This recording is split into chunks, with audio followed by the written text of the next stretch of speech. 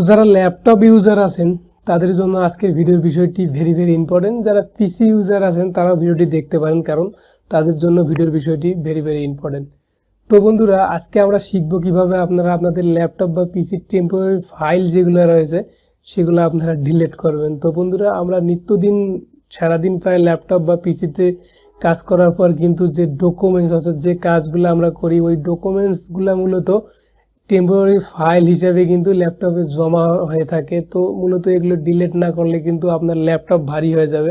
পিসির ক্ষেত্রে আলাদা বিষয়, পিসির ক্ষেত্রে অত সহজে ভারী হবে না, কিন্তু ল্যাপটপের ক্ষেত্রে আপনার ল্যাপটপটি খুবই স্লো হবে এবং ভারী হয়ে যাবে।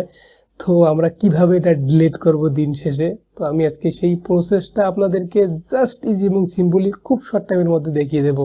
তো বন্ধুরা, মূল ভিডিওতে যাওয়ার আগে আমি যে কথাটি সবসময় বলে থাকি, আজকের ব্যতিক্রম কিছু বলবো না। যদি আপনি ফার্স্ট টাইম আমার চ্যানেলে অ্যাড হয়ে থাকেন, সম্পূর্ণ ভিডিও দেখার পর যদি মনে হয় যে আমার ভিডিওতে রাইট ইনফরমেশন ছিল, আমার ভিডিওটি দেখে আপনি উপকৃত হয়েছেন, তাহলে অবশ্যই যখন আপনি চলে যাবেন please hit the subscribe button আর পাশে থাকা বেল আইকনটি বাজিয়ে দিয়ে চলে যাবেন।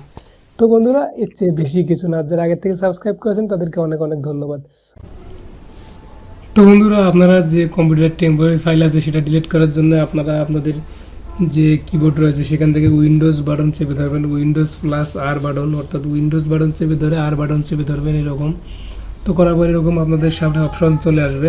তো যখন এরকম অপশন চলে আসবে তখন আপনারা ওকেতে ক্লিক করে দেবেন, এখানে ওকেতে একটা ক্লিক করে দেবেন। তো দেখতে পাচ্ছেন এখানে আমার অনেকগুলো টেম্পোরারি ফাইল রয়েছে। তো আমি এগুলো ডিলিট করবো কীভাবে, তো মাউসের লেফট বাটন চেপে ধরে আপনারা এভাবে সিলেক্ট করতে পারেন, অথবা আপনারা কিবোর্ড থেকে কন্ট্রোল এ দিয়ে সিলেক্ট করতে পারেন। তো করার পর আপনারা এইভাবে এগুলো ডিলিট করে দিতে পারেন, খুব ইজি এবং সিম্পলি। এরকম করলে ডিলিট হয়ে যাবে।